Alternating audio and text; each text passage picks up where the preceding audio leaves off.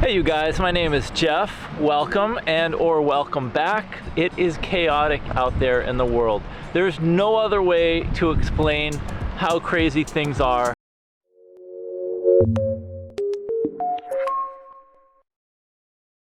It doesn't matter who you are, how much money, how little money you have. I think it's natural to feel maybe a tendency to freak out a little or worry about what's going to happen this week, what's going to happen next month.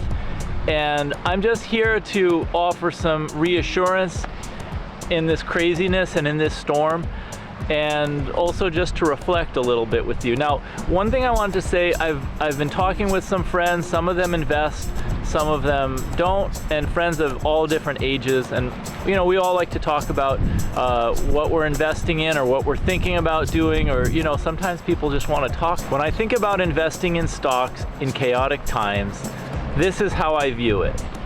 I don't know what's going to happen in the next couple of years, okay? Nobody does. I don't know where the market's going. So as far as investing, I like to first have a foundation, okay? The foundation can be anything. It could be $100 in the bank account and not owing any money to credit cards or anything else, you know? It could be $500, it could be $1,000. It doesn't matter really the amount, but I feel like it's important to have something stashed away, like a reserve fund, so that, you know, if things don't go your way, if something bad or unexpected happens, or you have a medical expense, you have something to cover for it. Now, I know $500 isn't gonna go far in this day and age, but I'd rather be real with you guys and talk in terms of like reality, day-to-day stuff. We don't, you know, not everybody has $30,000 or $50,000 lying around in a bank account for that unexpected emergency. So first step, like the foundation of your house, the foundation of your life, you just want to have something in case things get crazy and you need some money. So then after that, and after I've got some money to cover for emergency stuff, I like to invest in something that's broad and diversified. And you know, it doesn't matter. I think people can get overly focused on exactly which ETF or index fund they invest in, but I think if it's just a broad-based one, whether it's the S&P 500 like VOO or the total stock market index ETF like VTI, it doesn't really matter. But the other thing I think, you know, going a little bit deeper into the investing side, is looking at investing in some individual companies, because it's good, I think, to spread your bets around, because we don't know what's going to happen. And by the way, I just want to say, like, it's really windy where I am right now, and you may be hearing it. I don't know. I'm hoping that this windsock that I have a dead cat. It's like a fuzzy thing on top of the mic. I'm hoping it's cutting some of the wind noise, but it is really windy and chaotic out here today, and I think that's kind of fitting for the topic of this video. But I like to invest in a few companies in addition to my index funds, and I don't think you really need to. You know, I think if you're in a diversified index fund, that's enough. But I also respect the fact that we are all human and we all have desires to take a chance and maybe to hit it big by choosing the perfect stock. You know, I get that. So I think it makes sense to buy, if you want to invest beyond the ETF, in something that you understand, and most importantly, I think it should be a company that's been around, not just for, you know, 3 or 4 or 5 years, but I think a company that's been around for 20 years.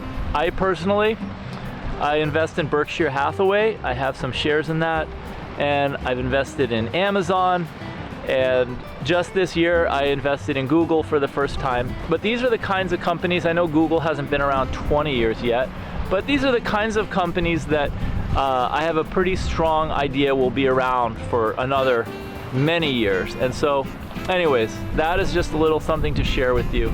I think as humans we can complicate things a little bit, and you know, it's so easy to get sucked into these kind of rabbit holes, or whatever you call them in YouTube, of trying to optimize and pick the perfect investment strategy, or the perfect ETF, or the perfect stock. These things don't exist. I think going for consistency and going for something that you can just do regularly is much better than trying to be perfect. So going forward from this moment in time, from this period onwards, I think we're setting ourselves up for asymmetric returns. Now, what does that mean? It means that the potential upside is greater than the downside risk. And I think this has just happened because we have seen the stock market decline about 25 to 30% for the overall stock market, and even more for tech stocks. And you know, the human mind tends to extrapolate these declines and these negative effects, and we tend to see these things going down further and further. But the reality is, last year, prices were a lot higher for stocks, and people were very excited and kept investing. So just keep this in mind. Here in the middle of 2020, we've just seen this, the stock market go on sale, like, a 30% off sale. So if you were investing last year, then why would you stop this year?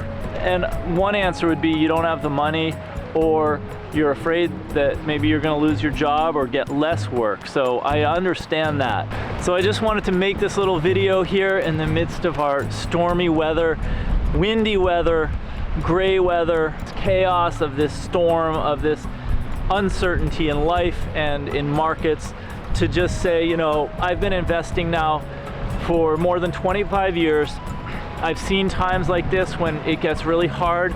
There's no guarantee, what's going to happen in the next 3 months, 6 months, even in the next year or two.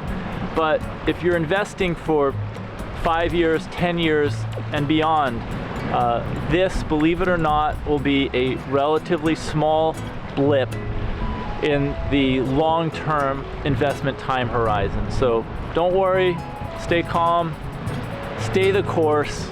If you like to invest, don't be fearful of doing it now.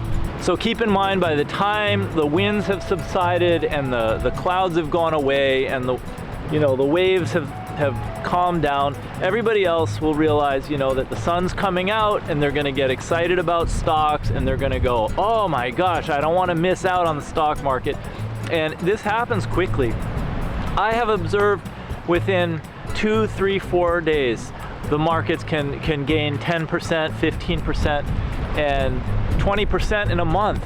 And by the time everybody realizes that it's not as bad as they thought, they've missed this opportunity to get in. So this is my philosophy on investing. I just think it's impossible to time when things are going to turn, but there's a lot less risk now that things are heavily discounted and stocks are attractively priced than there was a year ago. And I'm optimistic about the future. As hard as it may seem at this moment, I imagine a much brighter future in the years ahead, and I hope you guys do too. I'm real glad you watched today. If you like this video, please give it a thumbs up, and don't forget to hit the little subscribe button. I'm so glad you joined today.